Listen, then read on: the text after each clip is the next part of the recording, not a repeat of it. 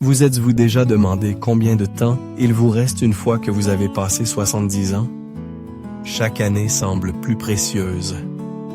Et la vérité est que votre corps vous donne déjà des signaux subtils sur la durée de vie potentielle. Certaines personnes, dans la soixantaine dix se sentent encore fortes, vives et pleines de vie, tandis que d'autres commencent à ralentir, aux prises avec des problèmes de santé et de la fatigue. La différence réside souvent dans quelques signes clés, des indicateurs puissants qui peuvent vous donner un aperçu de votre avenir. Nous allons révéler 7 signes scientifiquement prouvés qui prédisent combien de temps vous vivrez après 70 ans. Ce ne sont pas des suppositions ou des mythes. Ils sont basés sur des schémas réels observés par des chercheurs et des médecins chez les personnes qui vivent longtemps et en bonne santé. À la fin de cette explication, vous saurez exactement quoi rechercher dans votre propre corps et votre style de vie, et plus important encore, ce que vous pouvez faire pour maximiser vos chances de vivre plus longtemps et en meilleure santé. Signe 1. Votre vitesse de marche. Quand on pense aux indicateurs clés de la longévité, la plupart des gens se concentrent sur la génétique, l'alimentation ou les antécédents médicaux. Bien que ces facteurs soient indéniablement importants, il existe un autre prédicteur étonnamment simple mais puissant de la durée de votre vie après 70 ans, votre vitesse de marche. Oui, quelque chose d'apparemment aussi routinier que le rythme auquel vous marchez peut révéler des informations cruciales sur votre santé globale, votre résilience et même votre espérance de vie. La recherche a constamment montré que les adultes plus âgés qui maintiennent une vitesse de marche stable, modérée à rapide, ont tendance à vivre plus longtemps et à jouir d'une meilleure qualité de vie par rapport à ceux dont le rythme ralentit considérablement avec l'âge. La vitesse de marche n'est pas seulement une question de mobilité. Elle reflète la force musculaire, la santé des articulations, l'endurance cardiovasculaire et même la fonction cognitive. En d'autres termes, la vitesse à laquelle vous marchez est souvent le reflet de la façon dont votre corps vieillit. Pour mettre cela en perspective, imaginez 2 hommes, Joe et Frank, tous 2 âgés de 75 ans. Joe fait un point d'honneur à faire une promenade matinale tous les jours. Sa foulée est forte et équilibrée, sa posture droite, et il se déplace avec confiance. Que ce soit pour traverser la rue, monter les escaliers ou suivre ses amis, il n'hésite pas. Marcher est sans effort pour lui, et il se sent rarement fatigué. Frank, en revanche, était autrefois assez actif, mais a progressivement ralenti ces dernières années. Quand il marche, ses pas sont plus courts, son rythme est irrégulier, et il se sent parfois essoufflé. Il évite les escaliers quand il le peut, prend des pauses plus longues, même pour marcher sur des distances modérées, et a du mal à suivre les autres. S'il ne fait pas attention, il se sent parfois instable sur ses pieds. Alors que la vitesse de marche de Joe suggère que son corps fonctionne encore efficacement, le ralentissement notable de Frank pourrait être un signe précoce d'une santé déclinante. Une démarche lente ou instable n'est pas seulement une partie inévitable du vieillissement. Elle peut être un signal d'alarme pour des problèmes de santé sous-jacents. Des muscles faibles, une mauvaise circulation, une raideur articulaire ou même des conditions neurologiques comme la démence précoce ou la maladie de Parkinson peuvent tant et mieux tous contribuer à une vitesse de marche réduite. Lorsque vos jambes s'affaiblissent, votre corps entier perd en stabilité et en endurance. Plus la marche devient difficile, moins vous êtes susceptible d'être actif, ce qui peut entraîner une spirale descendante de force réduite et de déclin général de la santé. La bonne nouvelle. La vitesse de marche est quelque chose sur laquelle vous pouvez activement travailler pour l'améliorer. Si vous avez remarqué que vous ralentissez, ne l'ignorez pas. Voyez-le comme une opportunité d'agir. Commencez par intégrer plus de mouvement dans votre routine quotidienne, même s'il ne s'agit que de courtes promenades dans votre quartier ou à l'intérieur de votre maison. L'entraînement se met en force, les exercices d'équilibre et les routines de flexibilité peuvent également aider à maintenir votre mobilité et à prévenir les chutes. De petits efforts, comme utiliser les escaliers au lieu des ascenseurs, se lever et s'étirer plus fréquemment ou faire des exercices simples pour les jambes, peuvent faire une différence significative pour garder votre foulée forte et stable. En fin de compte, la vitesse à laquelle vous vous déplacez dans la vie, au sens propre, en dit long sur combien de temps vous pourrez continuer à bouger. Alors, faites attention à votre vitesse de marche. C'est l'une des façons les plus simples et les plus révélatrices de vérifier votre longévité, et en faisant même de petits ajustements, vous pouvez vous garder fort, indépendant et actif pour les années à venir. Signe 2. Votre force de préhension. Croyez-le ou non, la force de votre poignée de main pourrait en révéler bien plus sur votre santé future que vous ne le pensez. La recherche scientifique a constamment montré que la force de préhension est l'un des indicateurs les plus fiables de la vitalité globale, en particulier chez les personnes âgées. Une poignée forte et stable suggère une masse musculaire bien entretenue, une bonne circulation et un système nerveux fonctionnant correctement, tous des facteurs essentiels pour rester actif et indépendant en vieillissant. Inversement, une poignée affaiblie peut être un signe précoce d'une force musculaire déclinante, de fragilité et même d'un risque accru de maladies chroniques, y compris les maladies cardiovasculaires et une mobilité réduite. Prenez Robert par exemple. À 78 ans, il a toujours été fier de sa poignée de main ferme, reflet de son mode de vie actif. Il a l'habitude de faire de la musculation légère, de marcher régulièrement et de s'adonner à des activités qui maintiennent ses muscles engagés. Il n'a jamais eu de difficulté à ouvrir des bocaux, à porter des sacs de course ou à soulever des objets ménagers. Puis il y a Walter, également âgé de 78 ans, qui a commencé à remarquer des changements subtils. Il a du mal à dévisser le bouchon d'une bouteille d'eau, sans sa prise faiblir lorsqu'il porte sa mallette, et a même du mal à tenir des objets plus lourds pendant de longues périodes. Il l'a d'abord rejeté comme une partie normale du vieillissement, quelque chose d'inévitable. Ce qu'il n'a pas réalisé, c'est que sa poignée affaiblie était un signal d'alarme, signalant une perte progressive de masse musculaire, qui, si elle n'est pas contrôlée, pourrait entraîner la fragilité, un risque accru de chute, et même une durée de vie plus courte. Vos mains ne sont pas seulement des outils pour saisir, elles servent de reflet important de la santé musculaire globale de votre corps. Si votre force de préhension diminue, d'autres groupes musculaires s'affaiblissent probablement aussi. Et plus vous perdez de force, plus il devient difficile de maintenir l'indépendance, la mobilité et la résilience face aux blessures. Mais la bonne nouvelle, c'est que la perte musculaire n'est pas irréversible. Vous pouvez prendre des mesures pour reconstruire et maintenir votre force à tout âge.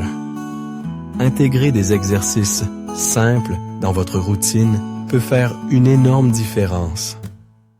Presser une balle de tennis, utiliser des pinces à main, faire des flexions de poignets ou même porter des poids.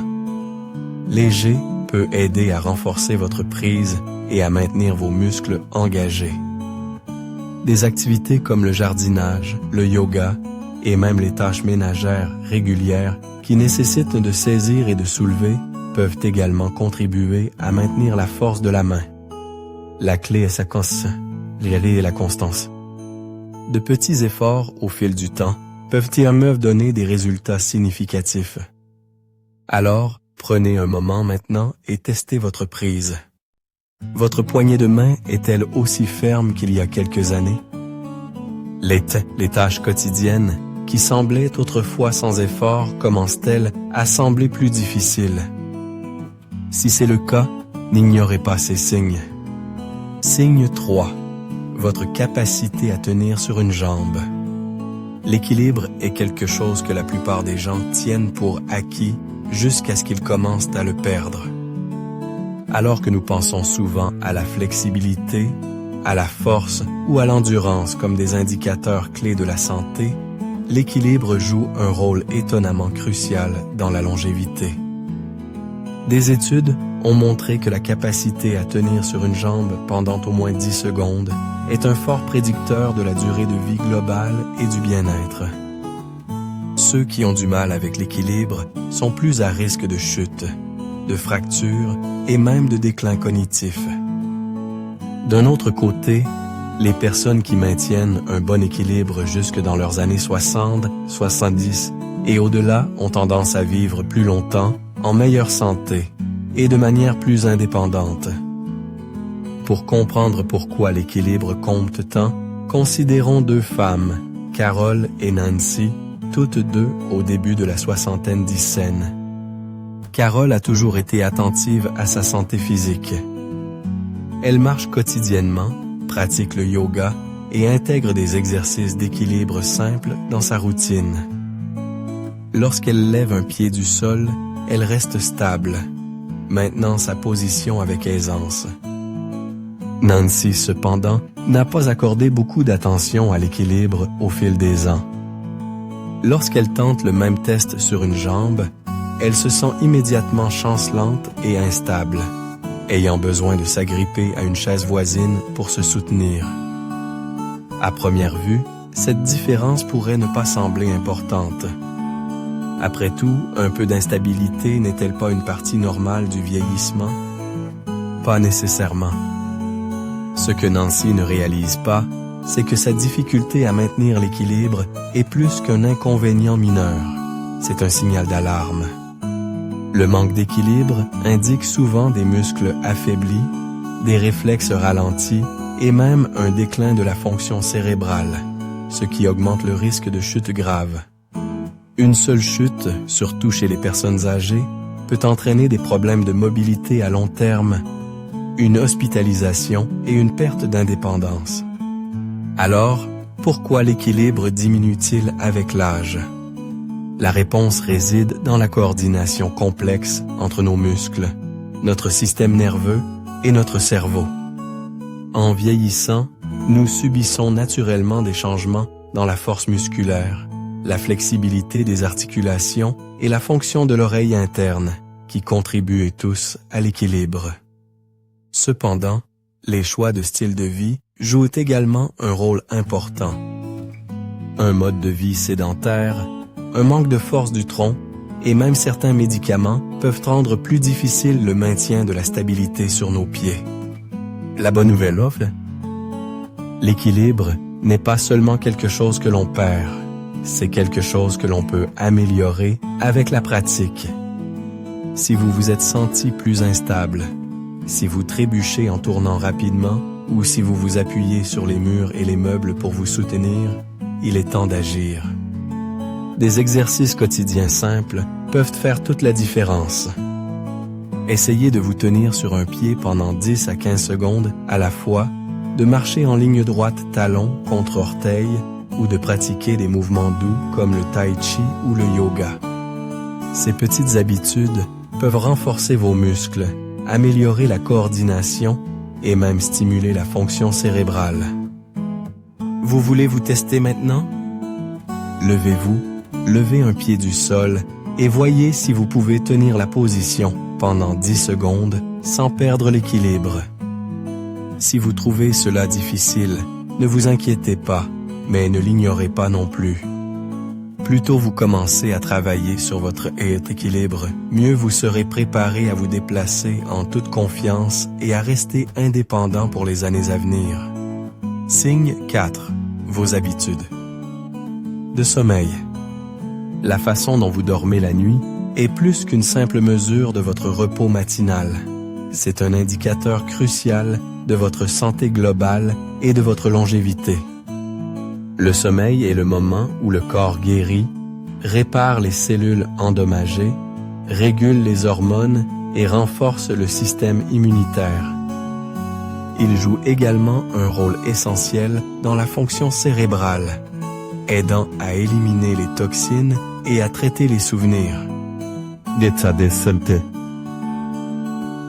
De nombreuses études ont montré que les personnes de plus de 70 ans qui maintiennent un sommeil constant et de haute qualité ont tendance à vivre plus longtemps et en meilleure santé, tandis que celles qui luttent avec des habitudes de sommeil irrégulières ou de mauvaise qualité font face à un risque accru de déclin cognitif, de maladies cardiaques et d'affaiblissement de l'immunité. Comparons deux hommes, Henry et Bill, tous deux dans la mi-soixantaine d'Isen. Henry a maintenu une routine de sommeil stable pendant des années. Il se couche à la même heure chaque nuit, dort environ 7 heures et se réveille frais et dispos. Son corps suit un rythme naturel, permettant à ses organes et à son cerveau de fonctionner de manière optimale. En conséquence, il reste actif, mentalement vif et plein d'énergie tout au long de la journée. Bill, en revanche, lutte avec le sommeil depuis des années. Il se tourne et se retourne souvent, se réveille plusieurs fois pendant la nuit et a parfois du mal à se rendormir. Certaines nuits, il ne dort que 5 heures. Au fil du temps, les effets commencent à se manifester. Il éprouve fréquemment un brouillard cérébral, des sautes d'humeur et une fatigue diurne. Sa tension artérielle commence à fluctuer, son système immunitaire s'affaiblit et même ses réflexes ralentissent.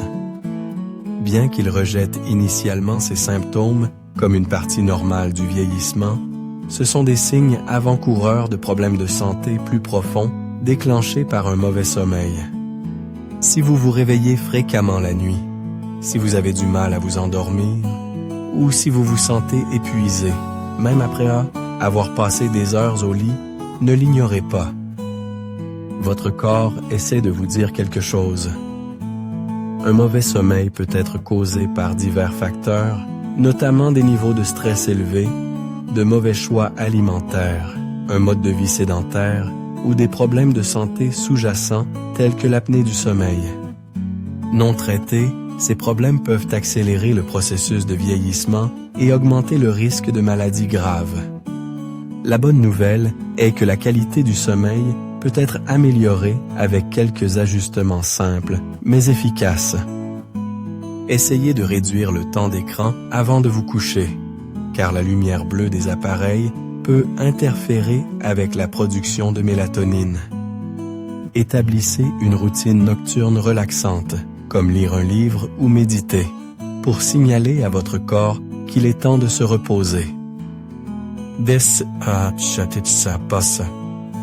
L'exposition à la lumière naturelle du soleil, le matin peut aider à réguler votre cycle de sommeil, tandis que l'évitement des repas lourds, de la caféine et de l'alcool avant le coucher peut prévenir les perturbations de votre sommeil. Même de petits changements, comme ajuster l'environnement de votre chambre pour la rendre plus fraîche et plus sombre, peuvent améliorer considérablement le sommeil. Le sommeil n'est pas seulement une question de repos. Il s'agit de donner à votre corps le temps dont il a besoin pour se réparer et se restaurer. Si vos habitudes de sommeil ont changé ces dernières années, ou si vous vous réveillez en vous sentant épuisé et léthargique, il est temps d'agir. Votre santé future dépend de la qualité de votre repos aujourd'hui. Signe 5. Votre appétit et vos habitudes alimentaires. La façon dont vous mangez après 70 ans est l'un des indicateurs les plus forts de votre santé globale et de votre longévité.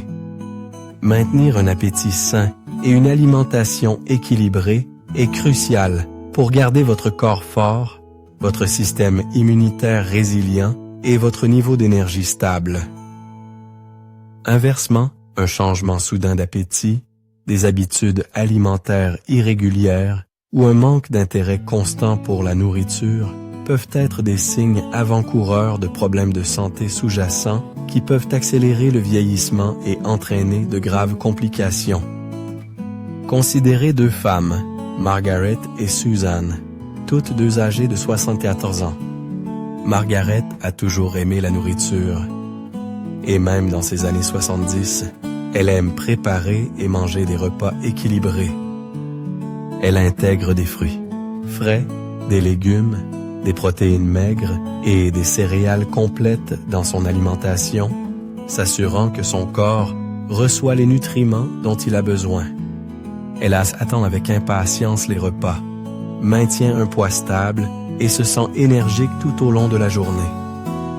Cette alimentation constante soutient sa masse musculaire, son métabolisme et sa fonction cognitive, l'aidant à rester active et indépendante. Suzanne, en revanche, a remarqué un changement significatif dans ses habitudes alimentaires au cours de l'année écoulée.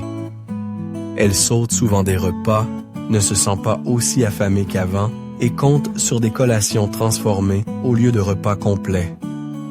Sans s'en rendre compte, elle a perdu du poids involontairement et se sent fréquemment fatiguée. Ce qu'elle ne sait pas, c'est que son appétit déclinant est plus qu'un inconvénient mineur. C'est un signal d'alarme potentiel indiquant que son corps n'absorbe pas efficacement les nutriments. Avec le temps, cela peut entraîner une perte musculaire, des os affaiblis, un métabolisme plus lent et même un système immunitaire compromis, la rendant plus vulnérable aux maladies et aux blessures. Une diminution de l'appétit chez les personnes âgées peut être liée à plusieurs facteurs, notamment des changements de métabolisme, des fluctuations hormonales, des problèmes digestifs, des effets secondaires de médicaments et même des signes précoces de déclin cognitif. Dès né, lorsque le corps ne reçoit pas suffisamment de nutriments, il commence à décomposer les muscles pour obtenir de l'énergie, entraînant une fragilité, un risque accru de chute et des temps de récupération prolongés après une maladie ou une blessure. De plus, une mauvaise nutrition peut affecter la fonction cérébrale, contribuant aux problèmes de mémoire et à une diminution de l'acuité mentale. Si vous avez remarqué des changements dans vos habitudes alimentaires, que ce soit une sensation de satiété trop rapide, une perte d'intérêt pour la nourriture, une perte de poids inexpliquée ou simplement un manque d'énergie pour préparer les repas, il est important d'agir. Manger bien dans vos années 70 et au-delà ne consiste pas seulement à satisfaire la faim. Il s'agit de nourrir votre corps avec les nutriments essentiels dont il a besoin pour vous garder fort, indépendant et résilient. Faites une priorité d'inclure une variété d'aliments riches en nutriments dans votre alimentation, tels que des protéines maigres, des légumes riches en fibres, des graisses saines et des céréales complètes. Restez hydraté, car la déshydratation peut également contribuer à une réduction de l'appétit. Si manger ressemble à une corvée, envisagez de rendre les repas plus agréables en partageant les repas avec des êtres chers, en essayant de nouvelles recettes ou en ajustant la taille des portions en fonction de votre appétit. Et surtout, écoutez votre corps. Si votre appétit a considérablement changé ou si vous perdez du poids sans essayer, consultez un professionnel de la santé pour écarter tout problème de santé sous-jacent. La façon dont vous mangez aujourd'hui a un impact direct sur votre force, votre activité et votre indépendance dans les années à venir. Alors demandez-vous, appréciez-vous toujours vos repas? Donnez-vous à votre corps les nutriments dont il a besoin? Ou avez-vous remarqué une baisse de votre appétit et de votre niveau d'énergie? Être attentif à vos habitudes alimentaires est l'un des moyens les plus puissants de maintenir votre santé et votre vitalité en vieillissant. Signe, votre capacité à gérer le stress. la façon dont vous gérez le stress après 70 ans. On peut en dire long sur votre santé à long terme et même sur votre espérance de vie. Le stress est plus qu'un simple fardeau émotionnel. Il a un impact physique profond sur le corps. Le stress chronique affaiblit le système immunitaire, vous rendant plus vulnérable aux infections et aux maladies. Il augmente le risque d'hypertension artérielle, de maladies cardiaques et d'accidents vasculaires cérébraux. Il peut également accélérer le vieillissement en augmentant l'inflammation, en endommageant les cellules et même en raccourcissant votre durée de vie. Cependant, ceux qui développent des mécanismes d'adaptation sains ont tendance à vieillir plus gracieusement. Ils restent physiquement actifs, maintiennent une fonction cognitive plus aiguisée et jouissent d'une meilleure qualité de vie dans leurs dernières années. La capacité à rester calme sous pression, à s'adapter aux défis et à se concentrer sur les solutions plutôt que sur les problèmes joue un rôle crucial dans la façon dont vous vieillissez. Prenez par exemple deux hommes, John et Richard, tous deux âgés de 76 ans. Comme tout le monde, ils font face aux défis inévitables de la vie. Dépenses médicales imprévues, conflits familiaux, problèmes de santé et incertitudes générales du vieillissement. John a appris à aborder les difficultés avec calme et résilience. Lorsque quelque chose ne va pas, il prend du recul, respire profondément et examine ses options. Il s'adonne à des activités qui l'aident à gérer le stress, comme marcher, pratiquer la pleine conscience et rester connecté avec ses proches. Plus important encore, il ne s'attarde pas sur ce qu'il ne peut pas contrôler. Richard, en revanche, lutte avec le stress. Même les petits revers lui semblent insurmontables et il passe beaucoup de temps à s'inquiéter de choses hors de son contrôle. Il repasse des événements négatifs dans sa tête, perd le sommeil à cause de petits problèmes et se sent fréquemment frustré ou anxieux. En conséquence, son corps en souffre. Sa tension artérielle reste élevée, sa qualité de sommeil diminue et il se sent souvent épuisé, tant physiquement que mentalement. Les effets du stress chronique ne sont pas seulement psychologiques, ils ont un impact réel et durable sur la santé. Des études ont montré que le stress prolongé contribue à l'inflammation, qui est un facteur clé dans presque toutes les principales maladies liées à l'âge, y compris la maladie d'Alzheimer, les maladies cardiovasculaires et le diabète. Lorsque le stress devient une présence constante dans la vie, il affaiblit les défenses naturelles du corps, rendant plus difficile la lutte contre les maladies et la récupération après les revers. Alors, comment gérez-vous le stress? Avez-vous des moyens de vous détendre, de vous réinitialiser et de maintenir un sentiment d'équilibre lorsque la vie vous lance des défis? Ou vous retrouvez-vous pris dans un cycle d'inquiétude, de frustration et de tension? La bonne nouvelle, c'est que la gestion du stress est une compétence qui peut être apprise à tout âge. Des pratiques simples comme la respiration profonde, la méditation, l'activité physique régulière, la tenue d'un journal ou même le rire peuvent faire une différence significative. Signe 7, vos liens sociaux. La profondeur et la force de vos relations peuvent bien servir d'indicateurs parmi les plus révélateurs de votre santé globale et de votre longévité après l'âge de 70 ans.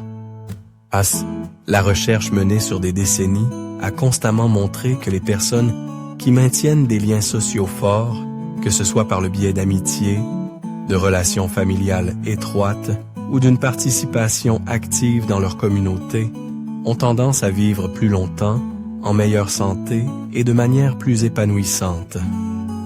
D'un autre côté, la solitude et l'isolement social ont été liés à un risque accru de maladies cardiaques, d'hypertension artérielle, de dépression, d'anxiété, de déclin cognitif et même de mortalité précoce. Considérez deux femmes, Eleanor et Barbara, toutes deux âgées de 78 ans. Eleanor a toujours privilégié le maintien de ses relations. Elle appelle régulièrement ses amis d'enfance, assiste aux réunions hebdomadaires de son club de lecture et participe activement aux activités bénévoles de son centre communautaire local. Elle rend fréquemment visite à ses petits-enfants, partage des dîners, remplit de rire avec ses voisins et trouve du réconfort en sachant qu'elle a des personnes qui se soucient d'elle. Le sentiment de connexion qu'elle ressent lui donne une raison de rester active et engagée dans la vie. Barbara, en revanche, s'est lentement retirée des interactions sociales au fil des ans. Après avoir perdu son mari, elle a eu du mal à tendre la main aux autres et passe maintenant la plupart de ses journées seule. Ses amitiés étroites se sont estompées par manque de contact et, bien que ses enfants et petits-enfants se soucient d'elle, elle hésite à appeler, craignant d'être un fardeau. C'est ça. Au fil du temps, son sentiment d'isolement grandit et avec lui, son humeur décline. Elle se retrouve plus souvent fatiguée et sa santé physique commence à se détériorer. La connexion humaine ne concerne pas seulement la compagnie. Elle a un impact direct et profond sur la santé physique. S'engager avec les autres maintient le cerveau stimulé, réduit les niveaux de stress et diminue même l'inflammation dans le corps. Les interactions sociales significatives déclenchent la libération d'hormones qui favorisent le bonheur et le bien-être, tandis que l'isolement peut entraîner un stress chronique qui affecte négativement la fonction immunitaire et accélère le vieillissement. Si vous remarquez que vous passez plus de temps seul, que vous évitez les activités sociales ou que vous hésitez à tendre la main à vos proches, il est peut-être temps de faire un changement. Rester socialement connecté ne signifie pas nécessairement vous entourer de gens en permanence. Il s'agit de qualité, pas de quantité. De petits efforts intentionnels, comme renouer avec un vieil ami, rejoindre un club ou un groupe de loisirs, s'engager dans du bénévolat, ou simplement prendre l'habitude de contacter les membres de votre famille, peuvent avoir un impact significatif. Les relations que vous investissez aujourd'hui n'apportent pas seulement de la joie et de la compagnie. Elles contribuent à une vie plus longue et plus saine. La connexion n'est pas seulement un luxe, c'est une nécessité pour l'esprit et le corps. Alors, faites ce premier pas. Appelez un ami, assistez à cette réunion sociale ou tendez la main à quelqu'un qui pourrait aussi avoir besoin de compagnie. Votre futur vous en remerciera. Maintenant que vous avez découvert les 7 signes clés qui prédisent combien de temps vous vivrez après 70 ans, prenez un moment pour réfléchir. Qu'est-ce qui vous a le plus marqué? Était-ce l'importance de votre vitesse de marche, la puissance d'une poignée forte, ou peut-être l'impact de vos liens sociaux sur votre longévité? Chacun de ces signes offre une chance de prendre le contrôle de votre santé et d'apporter des changements significatifs aujourd'hui. Partagez une chose que vous avez apprise et que vous commencerez à pratiquer dans votre vie.